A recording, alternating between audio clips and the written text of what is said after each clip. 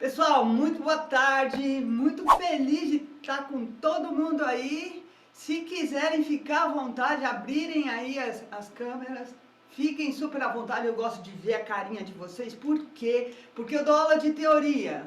Teoria a gente mede se está rolando ou não pelas rugas na testa. Quem dá aula de teoria sabe bem disso. Então vamos conversar bastante, pode abrir o áudio. Pode, a gente conversa, vai conversando o tempo inteiro comigo. Na oficina de hoje, gente, eu tenho assim um compromisso com vocês. Esse compromisso é mostrar a parte prática da teoria musical, de trabalhar essa disciplina. Quem é professor de teoria aí tem alguma questão já que queira levantar para a gente refletir durante essa oficina, e hoje eu vou apresentar também algumas possibilidades de vocês inovarem em termos de como trabalhar determinados pontos. Quem é professor de teoria aí quer conversar, quer pôr um problema assim que te angustia durante as aulas, pode falar, pode abrir o microfone ou chat, tá rolando chat. E aí, pode mandar também. Só tô mandando aqui boa tarde. Boa tarde, vai lá. Primeira coisa, o que vocês têm aí? Pode, vocês estão tímidos? Pode abrir câmera. Aí, ô Fabrício, você tá com a câmera aberta? Vamos conversar pra caramba, cara. Boa tarde, rapaz. Ó, primeira coisa, certamente, a primeira coisa que vem na cabeça do aluno, muitas vezes, e até mesmo uma dificuldade que o professor tem para trabalhar a teoria, é a questão de falar teoria versus prática, como se as coisas fossem coisas completamente distantes uma das outras. Isso afasta o aluno, isso faz com que você fale assim, vamos estudar harmonia, vamos estudar teoria, o cara fala, não, eu vim aqui, quero só tocar. Por quê? Porque o aluno tem a dificuldade de entender o para quê? Aonde isso vai me levar? Onde essa informação vai me fazer ganhar tempo, otimizar o meu trabalho? Então, em cima dessa proposta é que a gente vai começar agora. E eu preciso justamente que vocês participem à vontade, porque eu vou começar fazendo vocês vivenciarem um ensino de teoria, por exemplo, uma primeira aula para leigos. Eu trabalhei o ano passado no FIMUCA, né? E tinha muita gente, e era tudo, maior parte leigos, e foi uma experiência muito legal para testar. Pode falar aí. A Rebeca Braga aqui no chat falando que era da turma de teoria musical do FIMUC. Aê, Rebeca, passou! Aqui vai te ver. Aê, muito legal, gente. Então, assim, deu para vivenciar que é possível trocar essa chavinha de que teoria é chato, teoria é uma coisa contra a prática, não é bem assim. Então, vamos lá, tem mais gente aberta a câmera ou a gente só vou pegar o Fabrício aqui. Então, primeira etapa, eu preparei para vocês uma certa listagem daquilo que eu acredito ser, assim, os pontos fundamentais para o ensino de teoria musical para leigos, principalmente nesse início. Eu vou compartilhar minha tela, dá um ok aí se vocês conseguem enxergar o que está escrito aqui na tela, senão eu vou lendo também. Mas, para mim, os pontos básicos, para a gente começar a conversar sobre teoria, é aqui, ó. O que eu chamei de propostas metodológicas. Primeiro, cara, se você entrar numa sala de teoria, eu vou dar aula de teoria, eu já chego lá, eu sou professor de teoria, pega o caderno. O que é escala? O que é uma clave? Claves são símbolos colocados. Não, isso já não gera curiosidade. Por quê? Porque o aluno muitas vezes não tem a necessidade ainda, não sabe para que serve isso. Então, primeiro passo, vamos gerar curiosidade para a partir daí o próprio aluno ter a necessidade de que você dê uma informação a mais, que você explique, que você demonstre. Então, para mim, o primeiro passo é esse. Depois, gente, criar, antes de você chegar na representação musical em si, sabe? Começar a colocar todos os símbolos e tal. Faça aquela coisa sair do cotidiano, de representações gráficas, usar outro tipo de linguagem para que, aos poucos, você gere uma transição e até chegar na notação musical em si. Eu vou demonstrar isso para vocês, como é feito, como você constrói um caminho seguro para que você obtenha, inclusive, prazer, né? Essa coisa de prazer de estudar a teoria. Então, ó, depois de fazer o item 2 e 3, que estão coligados, vincular com a parte auditiva, ou começar com a parte auditiva, não pode deixar de trazer essa vivência do ouvir, do repertório, para dentro da sua aula. Senão nós estamos na roça, gente. Ninguém vai se entender. Música é para voltar para a música. Então, assim, durante essa listagem de 8 tópicos, nós vamos começar a experimentar essa vivência aqui. Vamos descompartilhar? Vamos começar a vivenciar isso. Então, por exemplo, sabe aquela coisa?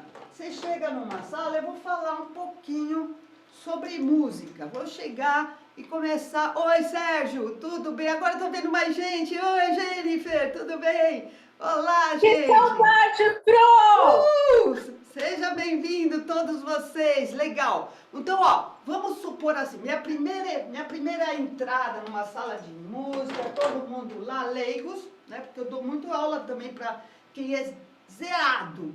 Eu começo fazendo assim, moçada, desafio. Então, agora eu tô fazendo para vocês. Qual é a música?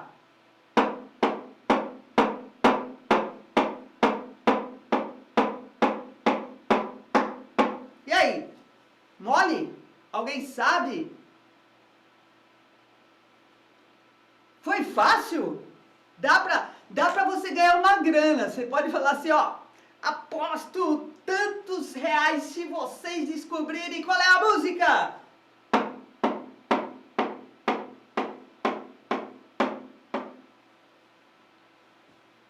Se alguém sabe, pode pôr aí no chat. Vamos lá, vamos ganhar uma... Pode chutar, não tem problema. Pode não chutar. tem nota.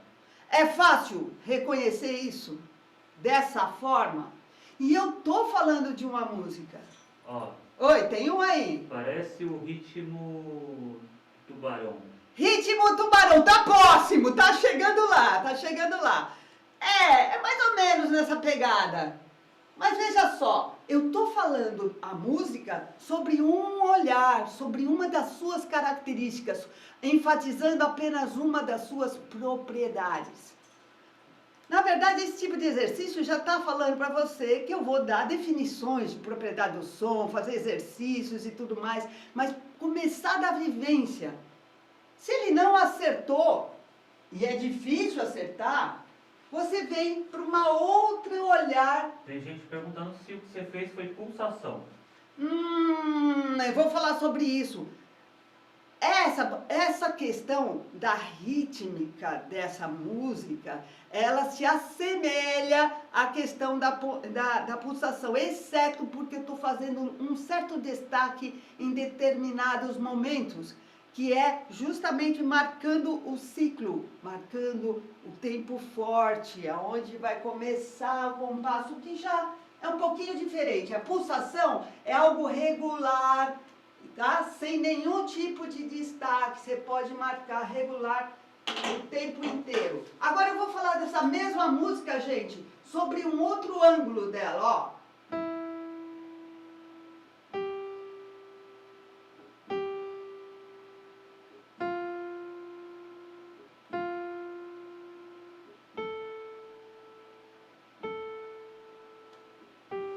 Alguém já sabe qual é a música? Vai aí, valendo.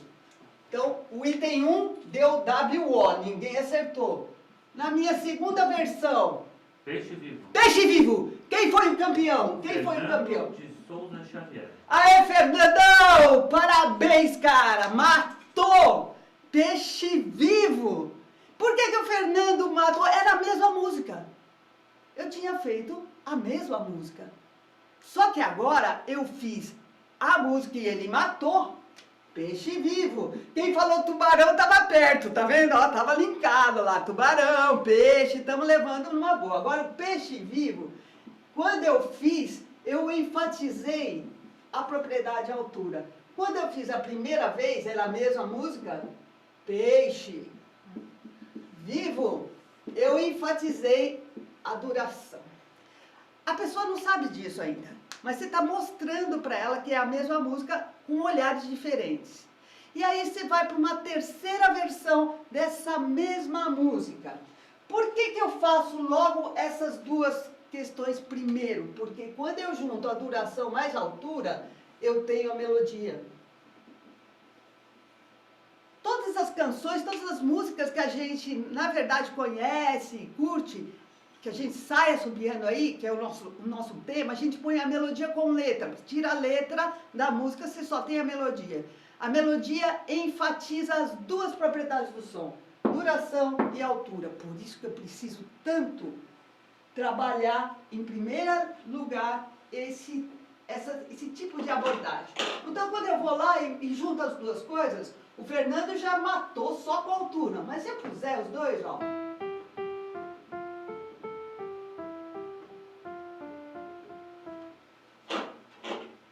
Quando eu faço,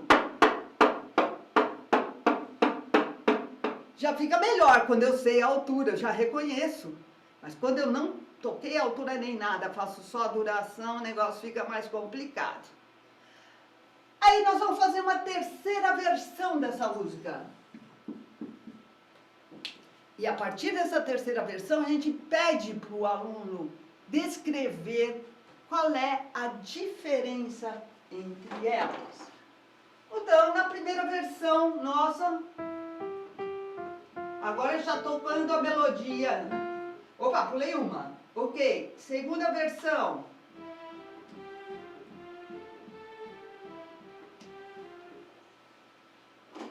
O que mudou? O que eu fiz? A altura se manteve. A duração se manteve. O que mudou? O meu peixe continua vivo. Timbre. Mudou a fonte sonora. Mudou o instrumento com o qual eu estou produzindo o som. Esse instrumento, você já começa a chamar a atenção do aluno, que trata-se do timbre. Ó, quem acertou essa resposta Uau. foi Josa Oliveira. Aê, José Oliveira, parabéns, é isso mesmo. E a última possibilidade que está faltando, que é a última propriedade do som, você também faz com que o aluno descreva isso.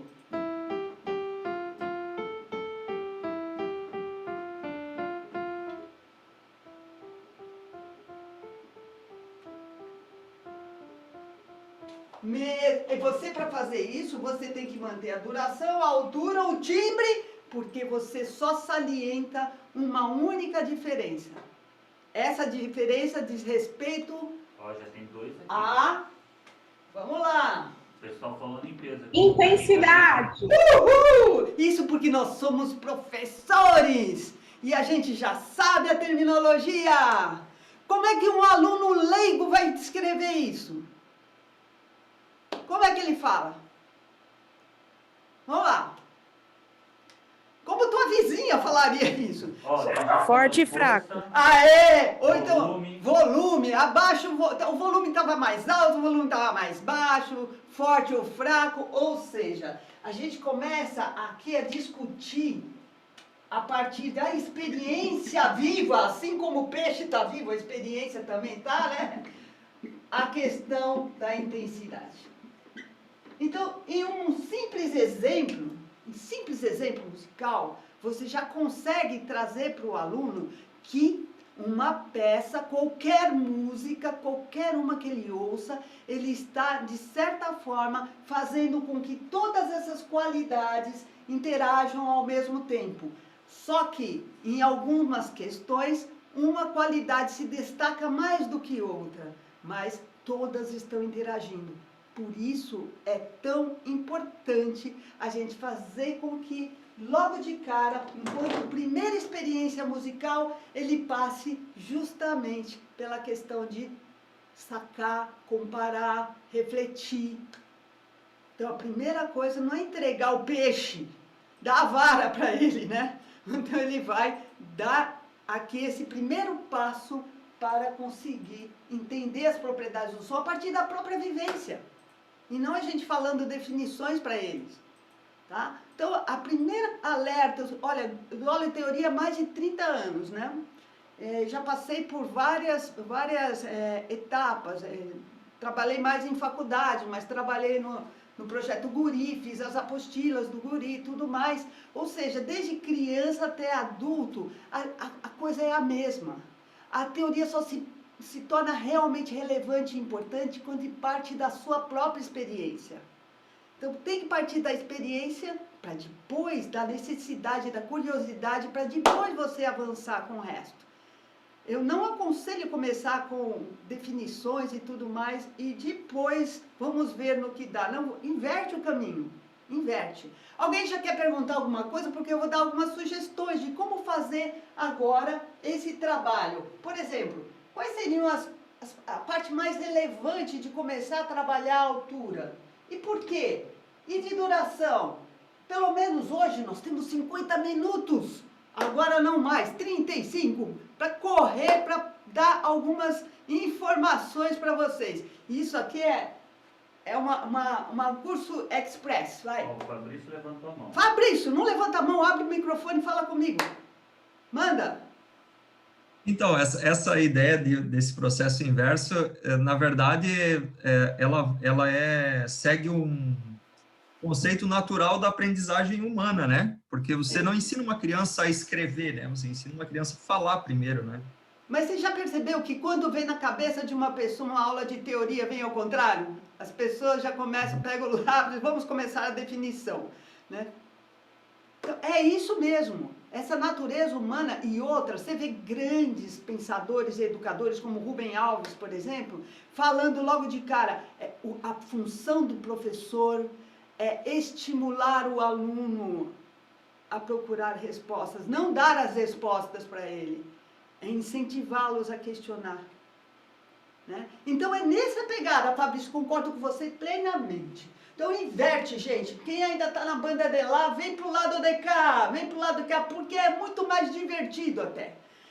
Isso é outra questão. Aula de teoria, a pessoa tem que dar risada, tem que sair de boa, feliz, né? Tem que interagir, tem que ter muitos exercícios práticos. Então, por que eu vou começar com altura? Porque se o Silvio Santos fez um programa durante trocentos anos, falando assim, qual é a música? E ele, quando ele falava qual é a música, ele tocava o quê? Prioritariamente, a altura. Ele tocava trechinhos de melodia. Mas a ênfase era a altura. A gente reconhece uma música pela altura. Tanto é que o Fernandão acertou peixe vivo quando eu toquei a altura. Então, dessas 4 propriedades do som, muito embora você não possa se distanciar de nada, por quê? Porque uma partitura existe para quê? Para quê que ele vai precisar da partitura? Ele precisa da partitura, gente, porque é ela que traz os símbolos musicais, os símbolos adotados pelo código musical para representar as durações, para representar a altura, a intensidade, o timbre, ou seja, a partitura é um conjunto de códigos, de símbolos capazes de expressar essas propriedades do som dentro de um tema, dentro de uma música criada, dentro de uma composição. Então, cada símbolo que você vai colocar na sua vida, ela se refere a uma dessas propriedades. Vamos lá. Altura. Eu vou começar, falando altura, eu vou começar a pensar. Altura, se eu pensar em notação musical eu já teria que começar falando de notas. Notas, clavos, pentagrama. Vai, confessem. Qual a primeira aula de altura que vocês dão? Vocês falam de quê primeiro? Rapidinho, que nós temos 30 minutos. Corre, corre, corre. Vai lá. Uma aula de altura. Começar falando de altura. Você começa por onde? Pelo silêncio? Não, gente. Silêncio é duração. O quê? Desculpa. Manda. Grave e agudo. Grave e agudo. Se você quiser começar pela notação, é o Fabrício que falou comigo, é isso? Isso. Tá vendo? Eu tô bem de treinamento, eu não tô te vendo, mas é com esse teu timbre. Ok, gente. Realmente, a altura, você tem duas vertentes para fazer quando você trabalha. Você começar com a parte auditiva ou você começar pela parte de notação. Pela parte auditiva, que é a vertente que eu recomendo, é essa distinção básica de grave e agudo, traçando um caminho do gráfico até você chegar à notação musical. Se você trilhar o caminho da pelagrafia já musical, você tem que começar de notas, depois das notas vem o pentagrama, e depois do pentagrama vem a clave. É essa sequência que você deve fazer. Não tem sentido começar por clave. Por quê? Porque clave, o que ela faz? Dá uma referência. Que referência? Uai, o nome da nota. Se eu não sei o nome da nota, não dei nada. E outra, a clave precisa do pentagrama? Então, a clave não é o primeiro elemento que eu tenho que falar quando eu me remeto à altura. É o último. Eu preciso saber nome de nota, relação de vizinhança, direção. Depois, como eu grafo isso, então eu grafo no pentagrama. E por último, eu dou a referência por meio das claves. Então, a ordem com a qual você trabalha é fundamental para o êxito da sua performance. Vamos compartilhar, Vicky? Eu concordo sempre em começar pelo auditivo. Vamos trabalhar.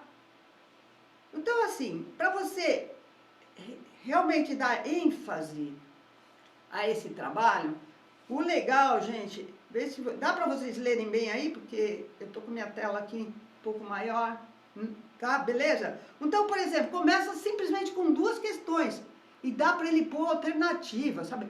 Ponha um X por comparação. Se a primeira nota foi a mais grave ou foi mais aguda. Então, você pode fazer com algo que é para ele acertar. Outra coisa, você tem que ganhar o aluno. Você tem que fazer ele saber que isso é tranquilo. Então, faça coisas bem díspares. Depois você vai encurtando a distância para também ele refinar isso. Ele nunca fez isso. Você não pode chegar e falar, ok, vai lá. Qual é a mais grave? Já começar de uma segunda menor, entendeu? Então, começa com coisas bem mais distantes. Primeiro som foi mais grave ou foi mais agudo? Vamos lá, gente! Esse é o barato. Porra, meu! Se a gente não acertar essa aí, gente, se a gente não acertar essa, nós vamos ter problemas nessa oficina. Nós somos professores dessa disciplina. Mas deu para entender? Começa com algo muito simples. Depois você vai diminuindo para um registro. E outras pessoas às vezes têm muita dificuldade em troca de registros muito distantes do seu. Então, agora você vai para um registro mais médio e faz. A segunda nota foi mais grave ou mais aguda? Agora, sacanagem. A segunda nota, eu mudei. Vocês não prestaram atenção no que eu falei. Grave. Era grave. Vocês não prestaram atenção no que eu falei. Eu falei a segunda nota. Tá? Tudo bem, moçada, mas deu para pegar? Deu para pegar como é que é, né? Beleza, já fiz isso. Qual é o próximo passo? Qual é o próximo desafio que eu faço? Isso tudo que eu estou desenvolvendo com vocês faz parte do meu projeto. Eu dou aula, assim, para quem é zerado. Aí você põe um terceiro elemento, que por incrível que pareça, não é tão claro assim, principalmente quando quem trabalha, por exemplo, ditado depois, lá para frente, ditado melódico. Às vezes a pessoa não percebe que você repetiu a nota. Então, você põe vários que você põe grave, agudo ou igual. Igual, mesma altura. Quando eu digo altura mesmo. Não é só a classe de altura. É frequência. Então, por exemplo, primeira nota, por comparação. Agora eu não estou sacaneando, né? Estou falando certinho. Primeira nota. Primeiro som foi mais grave, igual ou agudo? Vamos, gente! Agudo. Aí, agora acertou, legal, bacana. E o próximo... Só que teve nota diferente. Então, Então, mas o primeiro som foi mais agudo que o segundo. E agora? E agora? E agora? Ó.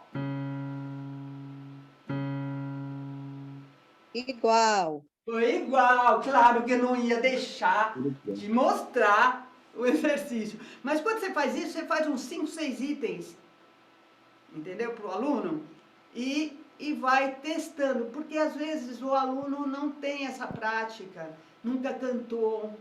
Você pode pedir para ele também reproduzir o som. Isso tudo vai fazer também você ter uma avaliação da questão auditiva, que é fundamental para nós, músicos.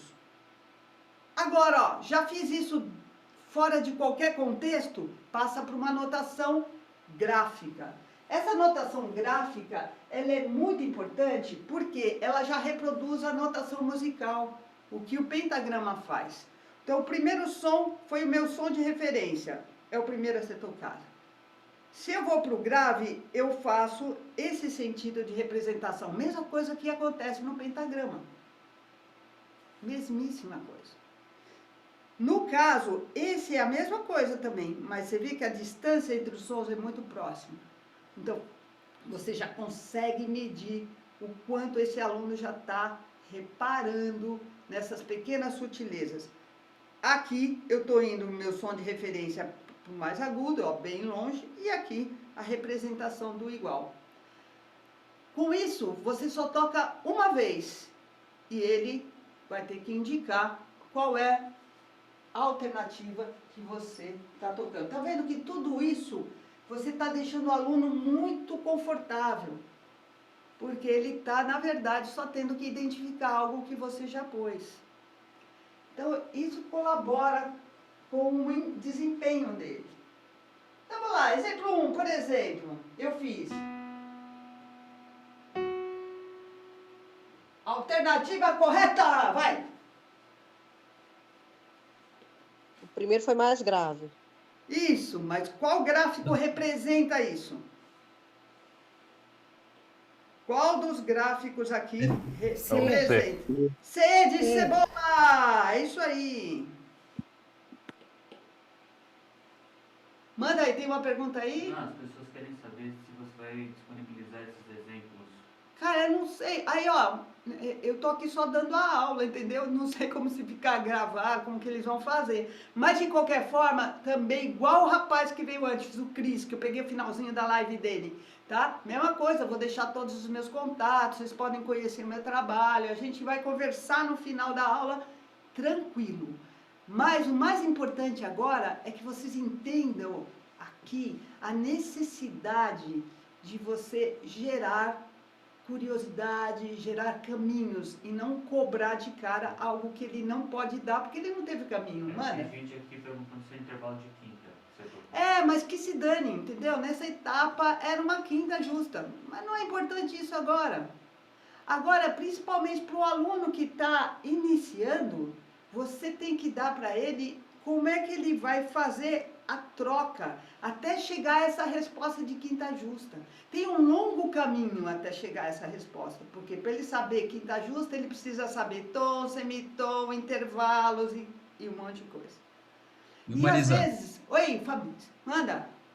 Sobre essa questão aí de como ensinar essa relação de intervalos aí para os alunos, eu costumo usar exemplos de pedaços de música, né? Por exemplo, músicas que a gente conhece. O Flintstones, quinta abaixo. Tapam, papa, pipa. Olha, se você não conhecia essa, você ganha mais uma na música. Ok, gente. Legal. Fabrício, isso é possível. Eu mesma dei aula de treinamento auditivo durante anos no início da minha carreira. Mas, cara, eu posso ser franca para você? Isso tem um resultado rápido, só inicial. Depois, quando a gente vai colher os frutos desse treinamento dentro de um processo maior, onde ele tem que escrever uma melodia, e, por exemplo, o cara vai dentro de uma universidade ou dentro de um concurso, alguma coisa, ele vai ouvir aquilo 3 vezes. Muitas vezes, isso, porque cada vez que você faz a relação intervalar, por exemplo, vamos supor que eu esteja numa quarta justa. Todo mundo treina quarta justa o hino nacional, né? Vamos lá, canta, não é? Na verdade, não acertei? Hino nacional, ok. Só que a relação da primeira nota do hino para a segunda nota, né? Essa é a primeira nota para a segunda nota que a gente identifica como quarta justa, tonalmente te quebra as pernas. Porque é quinta nota da escala indo para 1. Eu não acredito mais nisso, sinceramente. E isso me traz uma certa tranquilidade. Quer ver? Eu vou pedir lá para alguém da minha produção. Júlia, dá um pulo até o piano, por favor. A Júlia não faz música nem nada, mas olha como que acontece, ó. Eu vou te dar uma relação, tá, Fabrício, ó. Ela não está ouvindo o piano. Eles não estão ouvindo? A Júlia não está ouvindo o piano. Não, a Júlia é ótimo. A Júlia não está ouvindo piano. Que se dane, ótimo. Vocês estão ouvindo? Beleza? Estamos ouvindo. Ok. A Júlia toca qualquer tecla branca em qualquer lugar do piano. Do, isso é um. Toca outra. Ré. Toca lá embaixo. Lá. Eu não tenho ouvido absoluto. Juro por Deus.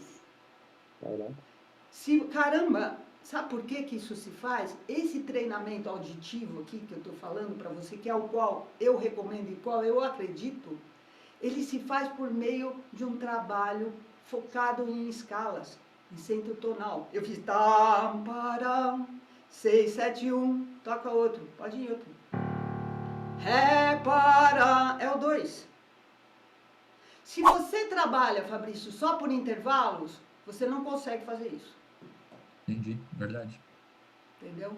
Então, o que acontece? Às vezes a gente foca muito na questão de o caminho mais curto, aquilo que a gente tem um resultado maior com o aluno, mais rápido, mas não pensa a longo prazo.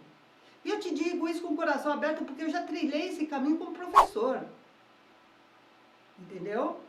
Então, a vida e a experiência fez com que, ao observar que esse processo é limitante para o aluno, o que ela me fez fazer? Procurar outras saídas, observar, criar outras metodologias. Quando esse trabalho de intervalo é eficiente, quando ele está vinculado com, não só você falar que é quarta justa, mas saber exatamente o nome das notas, numa música não tonal, numa música pós-século XIX, meados do século XX para frente. Onde não tem centro tonal, aí só os intervalos lhe salvam. Mas você tem que saber disso. Você, como professor, tem uma baita responsabilidade. Entendeu? Então, eu tenho exatamente que entender o meu processo, aonde eu quero chegar, para trilhar os pontos que vêm antes. Tá? É possível, cara, e é possível em pouco tempo se conseguir isso. Desde que eu entenda notas de escala, entenda como as notas de escala soam do ponto de vista da harmonia, e aí sim eu vou saber não só identificar as notas de um intervalo, como compor um tema, saber se a música modulou ou não, qual a harmonia que eu estou fazendo, tudo isso depende de uma interação entre mente e ouvido. Beleza? Acreditem, gente, dá certo. Vou passar para o próximo, posso passar para o seguinte, que a gente está...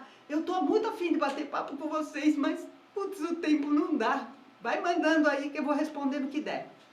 Olha isso aqui, ó. Obrigada, Júlia. Isso aqui, ó, é uma passada, uma transição entre uma lição gráfica e uma notação musical.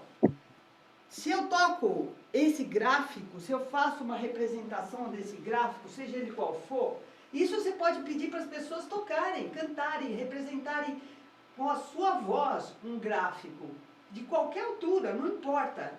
Porque isso aqui não tem uma precisão da altura, né? Pode ser qualquer som, mas eu fiz esse gráfico.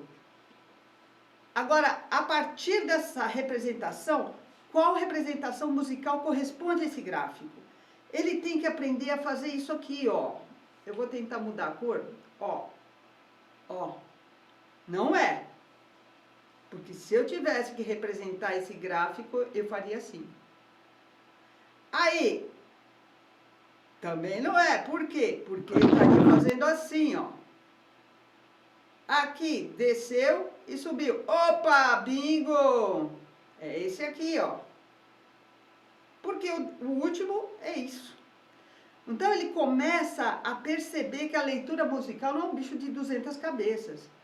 Você treina bastante a parte gráfica e depois faz com que se transforme em algo natural, porque eu vou vir para a questão da notação musical.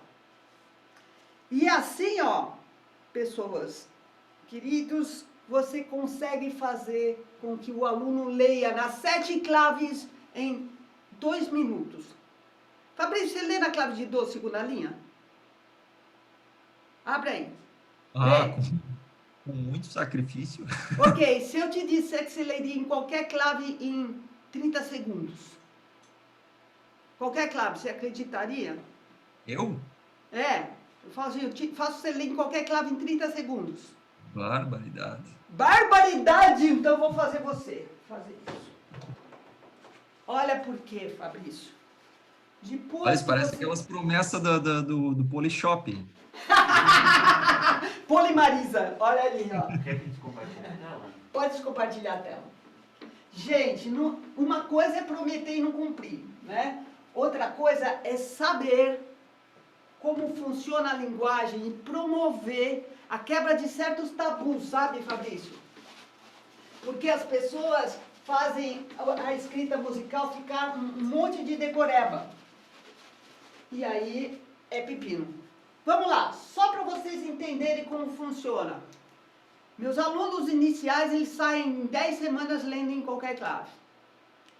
E olha só como é que rola. Depois de Dó para o agudo, vem quem? Fala rapidinho. Não vem Ré? Depois não vem Mi? Não vem Fá? E assim por diante? Eu apago a lousa com água para ir mais rápido. E depois para escrever é um inferno. Vamos lá. Fá. Tá dando para ler aí, gente? Estou tentando secar. Bom, isso vocês já sabem, né? Fá, Sol, Lá, Si, Do. E para o grave, o inverso. O pentagrama também só tem 2 elementos, olha que legal. Ou é linha ou é espaço. Então, Fabrício, quando você entende que a relação mais próxima, isso eu explico com calma. Quando é numa notação musical, ela se faz sempre de linha para espaço ou de espaço para linha. Porque eu só tenho isso no pentagrama. Escolhe qualquer lugar aí, gente. Linha ou espaço, que linha que espaço? Rápido. Só para falar que eu fiz de propósito. Terceira linha. Terceira linha, beleza, tá aqui, ó. Eu vou pôr uma nota na terceira linha, ok? Se eu quiser ir pro... Olha porque a notação gráfica é importante. Porque se eu quero ir para o agudo, a partir dessa nota eu tenho que ir nessa direção. Se eu quiser ir para o grave, a partir dessa nota eu tenho que ir para essa direção. A nota mais próxima de alguém que está na linha é o espaço. E acabou.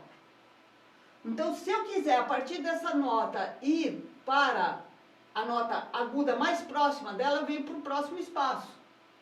Se eu quiser o inverso, eu venho para o espaço de baixo. Correto?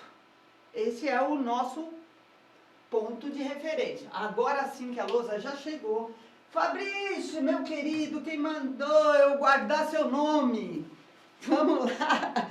Eu vou te mostrar como que você pode exercer a leitura em claves, em qualquer clave.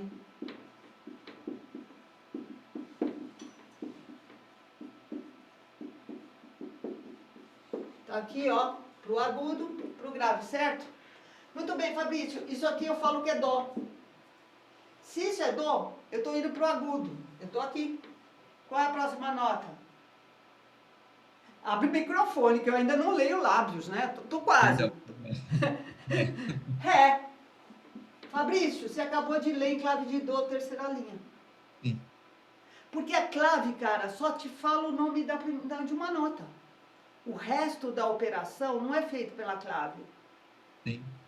É feito pela relação linha-espaço, em nome de notas. Então, para você ler em qualquer clave, por exemplo, essa clave aqui vai me dar que essa nota é Lá. O que vem antes de Lá? Bom. Pronto. Você acabou de ler em clave de Dó quarta linha.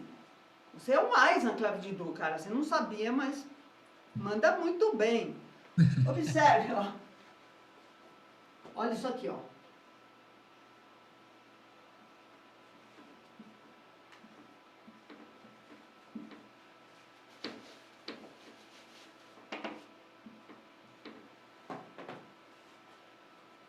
Quem quer se aventurar aqui comigo? Se o Fabrício topar continuar, eu ganho tempo. Topa aí, Fabrício, para não...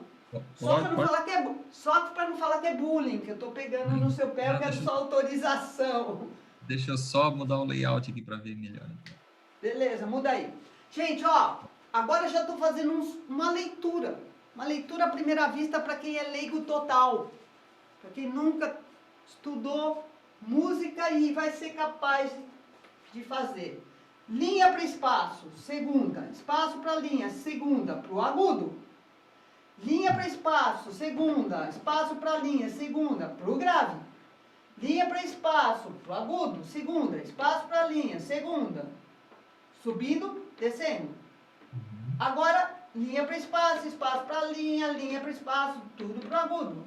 Espaço para linha para espaço, para o grave. Só preciso agora de um empurrãozinho. Esse empurrãozinho é o nome da nota. Eu vou falar que essa primeira nota é nota Lá.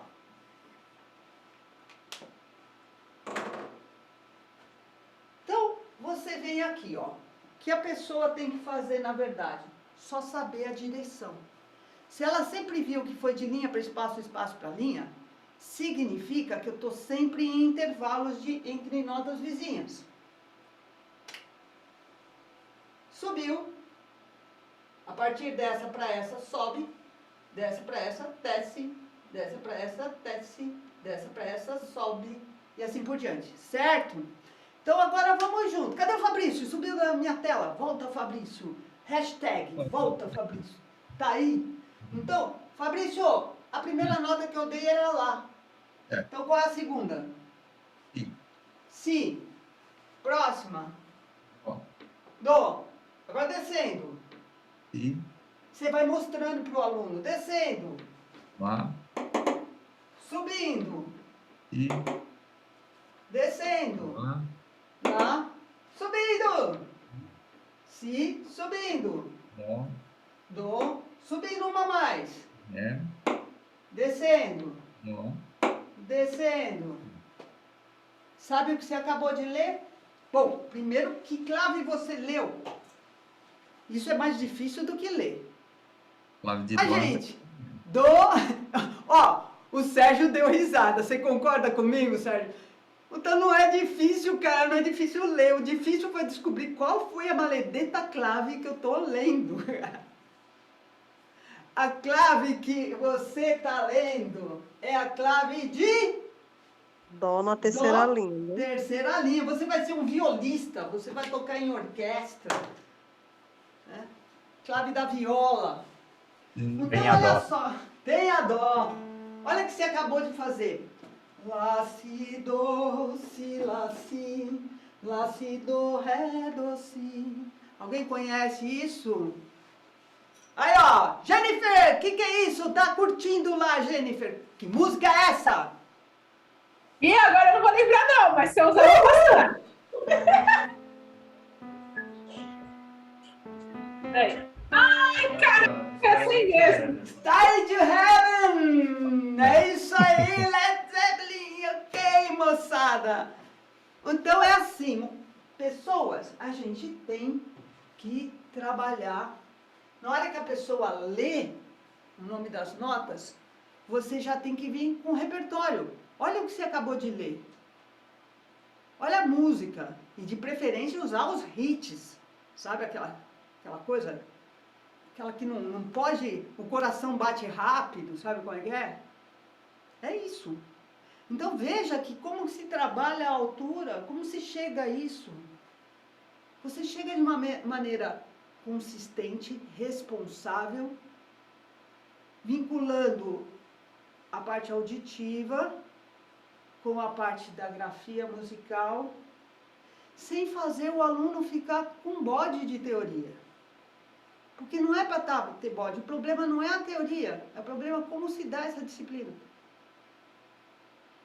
Entenderam?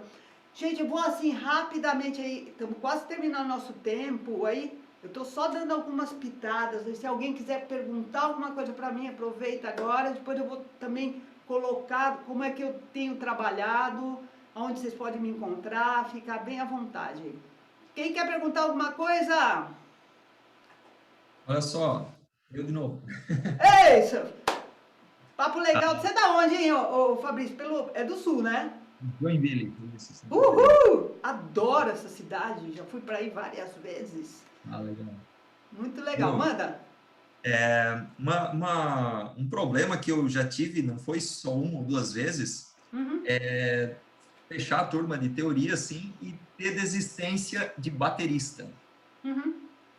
Então... A gente começa, né, a passar as coisas para eles e para eles, assim, é tudo uma coisa, é só uma encheção de linguiça, não faz sentido para eles a teoria, né? É muito comum ser isso. Bom, primeira coisa, quando você começa a empregar repertório, o negócio muda de figura. Quer ver? Olha o repertório que eu começaria a usar para falar sobre duração. Quero ver se algum baterista iria cancelar a matrícula. Manda aí. Exercício. Alguém lembrou de alguma coisa? Sim. Show. Aí, depois você... com esse pequeno exemplo, eu ia fazer a definição de som longo, som curto, definição de quantas notas ele ouviu, do que é duração, e depois de presente para ele, claro que eu vou dar o cover, senão cai a live, né? Vai lá. Aí eu dou para ele curtir. Você não pode privilegiar só um repertório. Cara, a galera inteira vai estar na classe. Inteira. Duvido que algum batera saia. Ou um guitarrista saia.